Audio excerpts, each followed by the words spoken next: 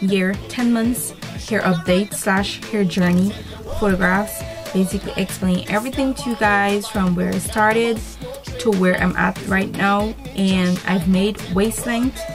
I am happy and contented with waist length. I don't want to go past that. Even if my hair goes past that, I'm going to be trimming it back to waist length. I don't want any more hair than the goal that I've set for myself. I don't want anything more than that. The only thing I want for the future is thicker hair and healthier hair, and that's about it. There's no need for me to be greedy. I've basically made my goal and I'm going to stick to that. And I wish you guys all the best of luck on your hair journey, and hopefully before the year is over, some of you make your goal. If not, don't give up. Just know that it takes time and everything will happen at its own pace. So you guys be good, be blessed. Until my next video, bye. The first thing I'm going to talk about is when I started my hair journey, where my hair was at. My hair was at armpit length, and at the time it was very much uneven. It was very damaged, and my hair was shedding. It was more than shedding, it was actually just falling out all over the place, and it was just, I was just not in a good mood for a long time because of what was happening to my hair. And I tried everything. I went to the salon for at least a year thinking that if I get tracks that's gonna work, and I was paying every month to go get my hair done, get the tracks. And yes, I was gaining length, but my hair was extremely thin and it was breaking because of the braids that they do to lay the tracks on, and I wasn't taking care of it properly, so that wasn't helping at all. So that was a complete failure. Then I went and got my hair dyed a few times in crazy colors. One time it was like a brown type red, I don't even know how to describe it, and then black. And the black I did myself. Then before I went to Guyana in 2008, I dyed my hair again in a brown type of a copperish color. I'm trying to figure out what type of color it was, but it was more than one color. And when I got to Guyana, the extensions that I was wearing, I couldn't find a hair to match it, or better yet, the color that I had dyed my hair in. So I dyed my hair the same night that I permed it again, which was I think the 25th or 26th of December 2008, and I dyed my hair black. That's a no-no. You're not supposed to dye your hair the same night you do a perm or the same day. It's not healthy. It's going to cause breakage, and that's exactly what started to happen to me, which was not a good thing, because when I came back in 2009, my hair started to basically fall more and shed more, and I was just completely frustrated with dealing with it. So I was on YouTube watching makeup videos. That was what my YouTube ID was for. Watching makeup videos, watching the Sims videos, because I'm a big Sims fanatic with the game. So I think I can't remember how I got to the video or what I was watching, but usually at the side of the videos, you know, they show you suggestions on what video you might like. And Tracy's video, which is the owner of K.I.S.S hair site, and she's also on YouTube, her video came up on the side of the video, and it was I think on her 1 year Relaxe hair journey. So at first I found it strange. Yes, I did, because I was like, I've never saw no one who has such long hair and the hair is relaxed. So I was like, okay, is this even possible?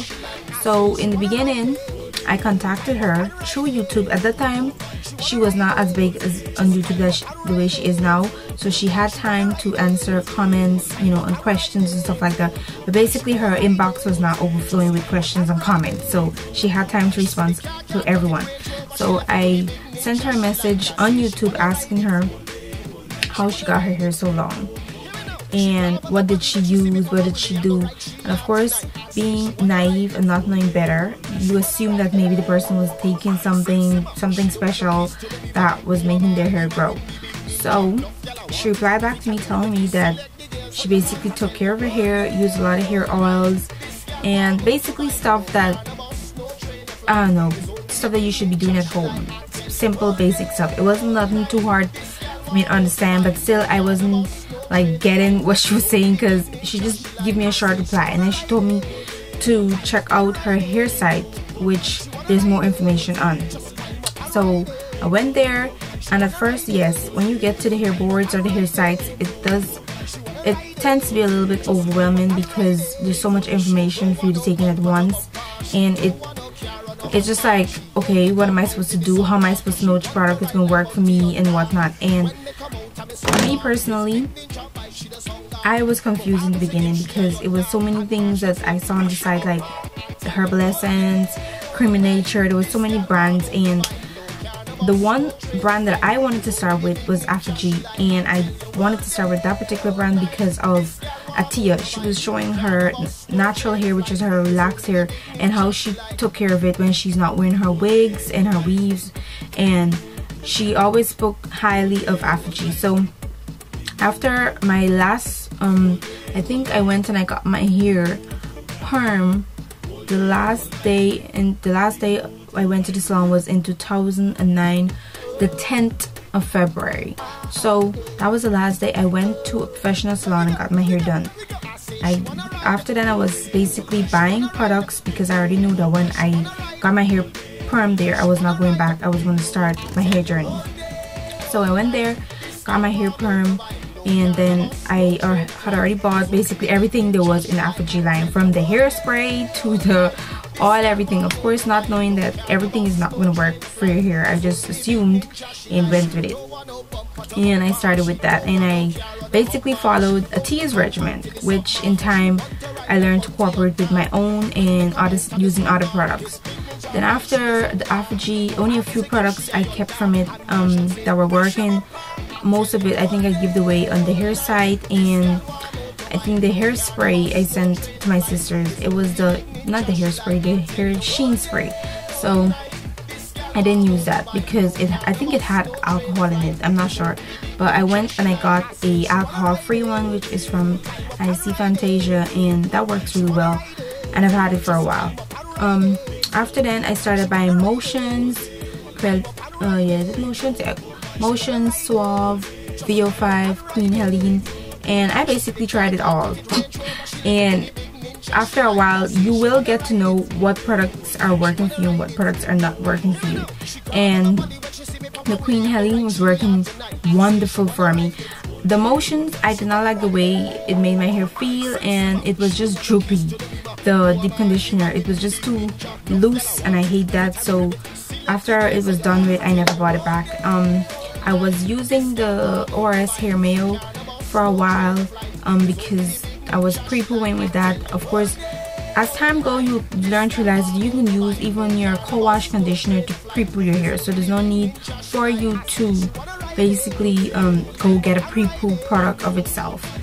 So that's what I started doing, and I kept the Aftergy hair products because the 2 protein ones were what I use it to basically rotate between my Queen Helene and the Aftergy, so I got a balance of moisture and protein. So my suggestion to you would be, if you want to start a hair journey, it's going to be confusing at first. There are going to be things that you're not going to understand because it's like co-wash. What is a co-wash? That's the first thing you really ask yourself, like, what do you do with that? But after a while, just reading, you'll get an idea. And just search YouTube or even ask the ladies on the hair sites, they'll explain to you. So that's how my regimen basically started. From there, I just added different products, work with it. I had every oil you can think of as well, until I eventually broke it down to less, and you know what was working for me, and also what was more in my budget, because some of the oils were just expensive, so there was no need for me to have all those oils.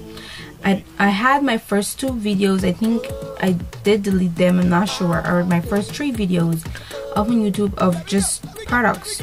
The first 3 videos were just about products, and at first I know it looked like she's a product junkie, but it was just products that I was buying because there were so many different reviews on the sites that, oh, this worked for them, that worked for, so I went and got basically everything, and of course tried it all. But I would suggest starting with one product line if you are going to do, you know, your hair journey. Maybe VO5, Suave, those are cheap hair products, and then work your way up. Don't do what I did and go and buy everything basically one time, because you're going to be stuck with a bunch of products mixing everything, and you may not be seeing the results you want because you're not allowing each product to work with your hair at its own pace. So after then, I started to see results in March of 2009 right away, because I also started using hair supplements. And the first hair supplements I got was, the first set I should say, was the, I think, GNC hair, skin and nails. Now that product works wonderful. It gives you great results and it grows your hair really quickly. The only problem I had with it is that it broke my skin out. I was having hives all over my body and it was just looking horrible, like everywhere, on my face, my hands, my neck. And I didn't even notice this until maybe a while after I started using it. I was just laying in the bed one day and the sunlight hit my hand, and then I turned to my husband and was like, what is this? Because I've never had an allergic reaction to anything, so I didn't know what it was. So I was like, what is this? So all over my skin, afterwards when I raised my hand up, I saw a whole bunch of hives all over my skin. So I panicked because I was using the garlic supplement, and I can't remember what other supplement I was using, but I went to the pharmacy where I bought the garlic supplement, and I spoke to the pharmacist and he explained to me to stop using the garlic supplement. So I stopped, and I still was breaking out. So I decided to basically lay off each supplement one at a time to see what was causing it, and then that's when I found out it was the GNC hair, skin and nail formula. And I was extremely upset about it because I did not want to come off with that supplement. It gave me great results in such a short period of time. I started using that product in February, and I got results by time March. So I was just being lazy, not wanting to have patience and wait for my hair to grow. So I was just upset. So I came off of that and I started using biotin on and off, because I'm not consistent with my supplements. So I'm not even going to sit here and say, well, my supplements contribute, you know, basically to most of my growth. That will be a lie, because I do use supplements, but I'm not consistent with it. So after March, I think I started seeing results in April, because my hair started to shift the length in, you know, each side. It started to get a little bit more longer on one side and whatnot. And then after I'm speaking about March now. After April, I started to see more results, which I think was in May. And then I decided to start stretching slowly, and I think my next relaxer was until September or October, I'm not sure, but I'm going to put every picture aside of when I started to see results on my hair and the date, because I should have the pictures. But I began trimming my hair often. I started perming my hair myself. I didn't go to the salon and get a perm. I didn't basically dye my hair for a very long time, because I was trying to basically stop, you know, all the damage that I was doing to my hair. And also I laid off the heat. The heat is a must. If you want to see progress, you have to basically cut down on the heat. Nobody's saying that you don't have to use heat or you can't use heat. Just lay off of it a little bit. You can use heat every month, but only once in a month. You don't need to use it every week or every 2 days or every day. That's just going to cause breakage. It's going to cause your hair to damage, and you're going to have fry ends basically. Also, another thing is you have to be patient. My results did not came overnight. I wanted to be waist length within a year. That's, for some people, it may be possible if you have, I don't know, your hair grows extremely quickly if you're using supplements and it works really well for you. But in my case, I didn't make my goal until December of 2010, which I'm not complaining, because while I was stretching, I honestly did not notice that it was even all that time. That has been a year and 10 months already, until, you know, you basically do length checks and whatnot. Also, a good way to start seeing length, in my opinion, is to start stretching your hair. You have to learn to stretch, basically stretch out your relaxers. If you're going to be relaxing your hair every 10 to 8 weeks, in my opinion, that's a waste of time, because you're not going to see length, and all you're doing is over-processing your hair. You're not allowing the growth of your new growth to basically show.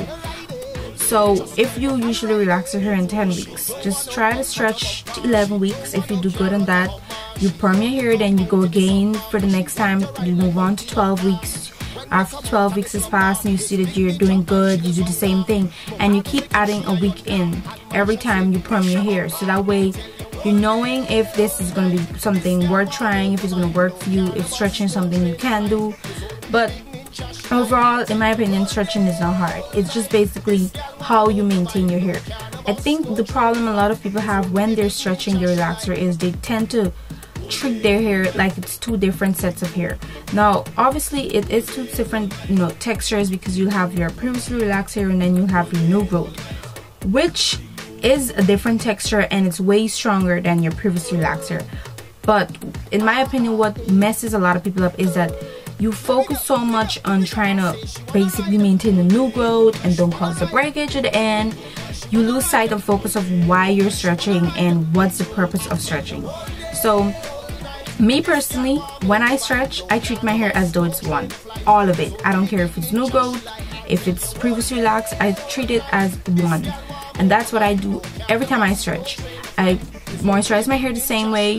The only thing I do is that if I'm going to wash it, I wash it with more care, because obviously your new growth tends to get a little bit thicker than your previously relaxed hair, and it tends to get in the way if you don't part it properly. And you know, basically you have to basically loosen it up a little bit. So if I wash my hair in 2 parts when my hair is just maybe 8 weeks post and I'm like 20 weeks post afterwards, I'll just wash it at 20 weeks post in 4 parts. That way it's easier for me and I can get to my new growth a little bit better. That's the only thing. And you want to always keep your new growth moisturized. But everything else, dry your hair like it's your new growth. You know, your hair is one. Don't try to focus on, oh, I have to make sure I don't break this part of my hair, or where, you know, your hair meets the new growth. All that is just a waste of time. You're just going to be stressing, and it's just going to cause you to lose focus of, you know, basically what you're doing to your hair. Once you started treating your hair as one, you're going to see your stretch becomes easier. Also, a lot of people when they're stretching, for most people, you have to basically put it to the back of your mind that protective styles are a must. For me personally, I don't always wear protective style, and the reason for that is I basically experiment with my hair a lot. When I say experiment with it, I don't mean like I use a lot of heat in my hair, or I do any dyeing or anything like that.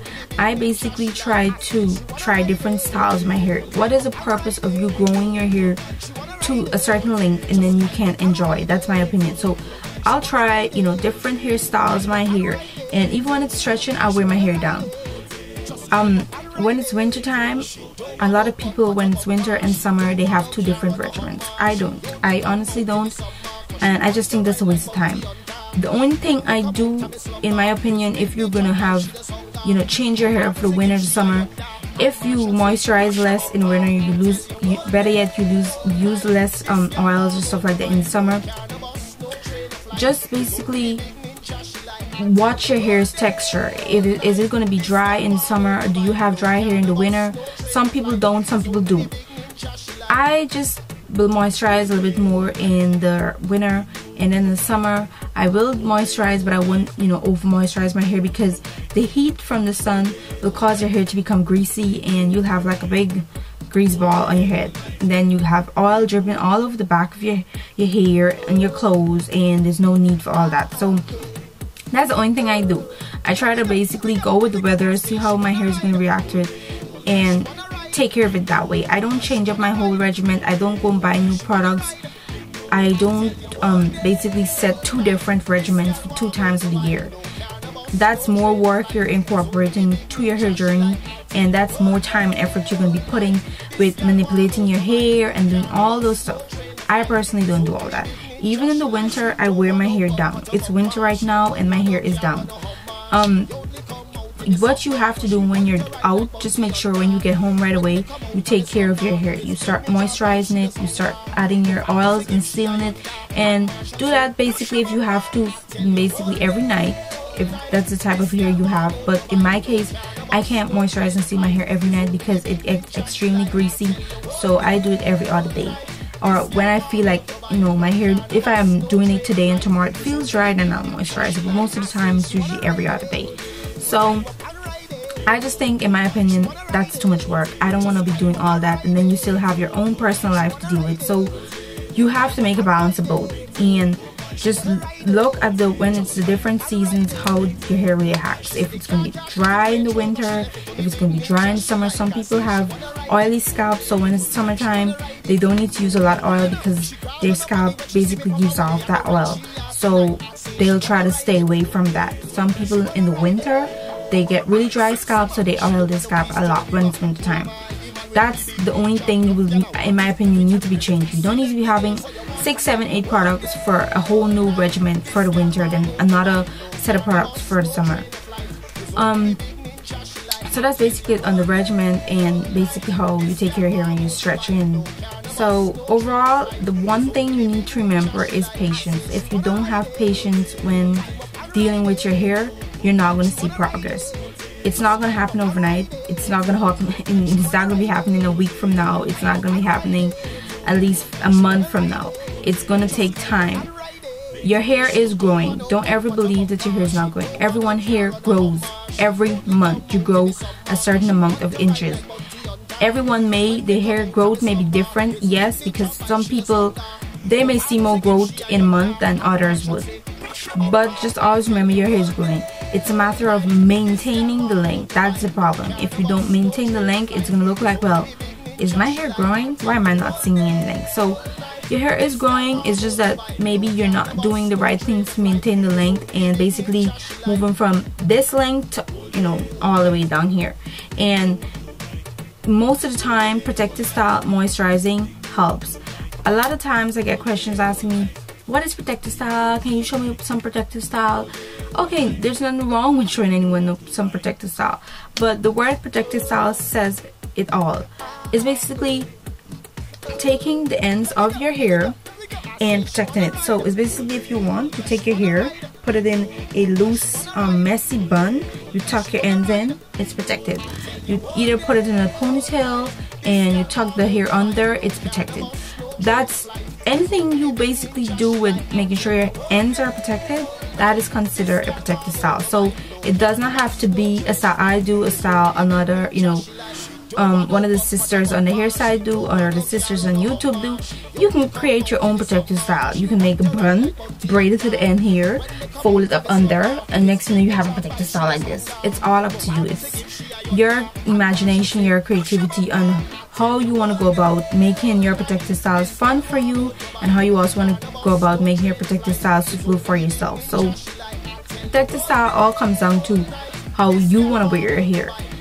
For some, they don't have to always wear protective style. For some people, protective style may be the only way they will be able to see length. And protective style doesn't always mean you have to use your own hair to protect it. You can use wigs, you can use weaves. I personally do not suggest weaves because of my experience, I can tell you won't get anywhere with it other than length, and you won't get the thickness if that's what you're looking for. So in time, I've seen length in just not the, you know, the back of my hair, but also the side of it, and also thickness, because in the beginning of my hair journey, my hair was extremely thin and I just didn't understand why. But as time went on and I began reading, I realized that it was the over processing of the relaxer, which a lot of people tend to do, which you should not be doing, and also dyeing the hair, which was causing me to lose more hair than I should.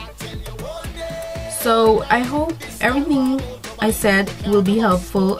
I hope all the pictures will be inspirational to some of you who want to start a hair journey. And just go to the hair boards, read, take in the information one at a time, and just don't overwhelm yourself all at once. You will be able to do it, and you will, who knows, maybe you'll decide if you want to go natural, if you want to stay relaxed, or be Texlax. She don't want no car on a Hummer. She only come out in the summer, cause she want to ride like Bounty Hunter. When me come out of me slumber, this big ninja bike she the songer. My father say give she a yonder, and Marshall say